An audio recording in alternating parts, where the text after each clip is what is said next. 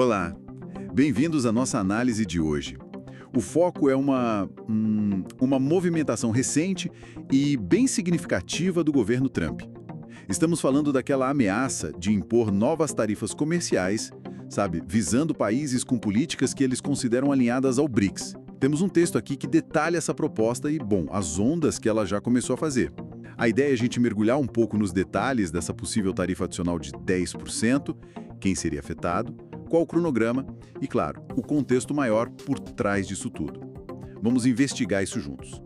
Então, o ponto de partida foi 6 de julho de 2025. Numa postagem lá no Truth Social, o ex-presidente Trump anunciou essa intenção de aplicar uma sobretaxa de 10%. O alvo: países com políticas vistas como anti-americanas e alinhadas ao BRICS. E ele deixou bem claro: sem exceções. Exato. Mas é super importante entender, né, que por enquanto é uma ameaça, não tem tarifa nova aplicada ainda com base nisso.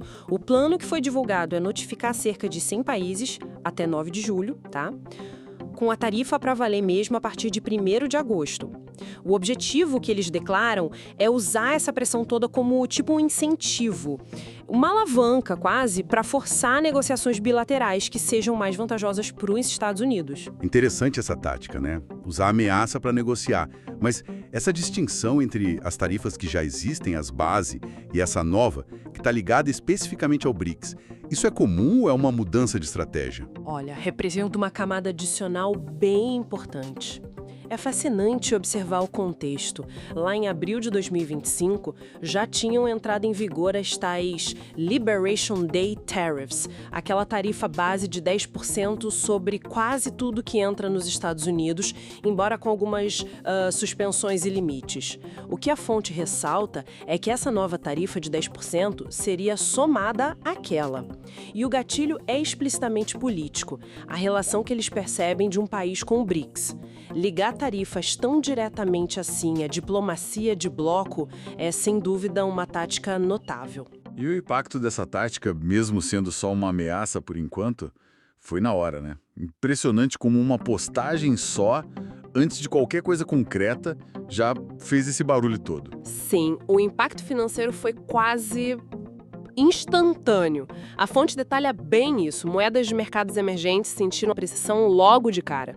O rando sul-africano, por exemplo, caiu tipo 1% só por causa dessa incerteza toda. Isso gerou um nervosismo nos mercados globais, sabe? E acabou fortalecendo o dólar americano frente a outras moedas importantes, como o iene japonês. Mostra bem a sensibilidade dos mercados a qualquer sinal de instabilidade comercial ou geopolítica. E as reações? Como os países do BRICS, ou os diretamente afetados, reagiram a isso? Imagino que não ficaram quietos? De jeito nenhum. As reações foram firmes e vieram rápido. O presidente do Brasil, o Lula, foi citado com uma resposta bem direta, né? Algo como: o mundo mudou, nós não queremos um imperador. A China também se manifestou. Criticou o que chamou de uso de tarifas como coerção política. Argumentou que esse tipo de medida não beneficia ninguém no fim das contas. Entendi. Posições fortes. Já a África do Sul adotou um tom um pouquinho diferente. A fonte menciona que o país, que já lida com outras pressões comerciais americanas, fala-se em tarifas sobre aço, por exemplo, o que talvez explique um pouco a cautela deles. Enfim, a África do Sul fez questão de dizer que sua política externa não é anti-americana por natureza e que busca um diálogo, um caminho construtivo. Então a gente vê aí diferentes abordagens dentro do próprio espectro BRICS para lidar com essa pressão que veio de Washington. Certo. Então, diante dessas reações diferentes e desse impacto imediato nos mercados, qual é o quadro geral que está se desenhando? O que essa fonte ajuda a gente a entender mais a fundo? Olha, o quadro geral é o de uma ferramenta econômica clássica, as tarifas, sendo usada de forma explícita como resposta a um alinhamento geopolítico percebido. O ponto crucial aqui não é só mais uma rodada de tarifas, entende? É a geopolítica como o gatilho declarado. Ligar essa sobretaxa diretamente ao alinhamento com o BRICS transforma a diplomacia de bloco num alvo econômico direto, uma coisa bem direta. E como a gente viu, só a sinalização dessa política já mexe forte com a economia e com a diplomacia, antes mesmo de qualquer coisa ser implementada de fato. Faz todo sentido. É uma dinâmica bem complexa mesmo. Então, resumindo os pontos-chave que a gente tirou da fonte. Temos essa ameaça de tarifa adicional de 10% dos Estados Unidos, mirando países que eles veem como alinhados ao BRICS de um jeito anti-americano, com um prazo aí apertado para agosto. E essa ameaça, por si só, já gerou volatilidade financeira e provocou respostas diplomáticas bem contundentes dos líderes do bloco. Exato.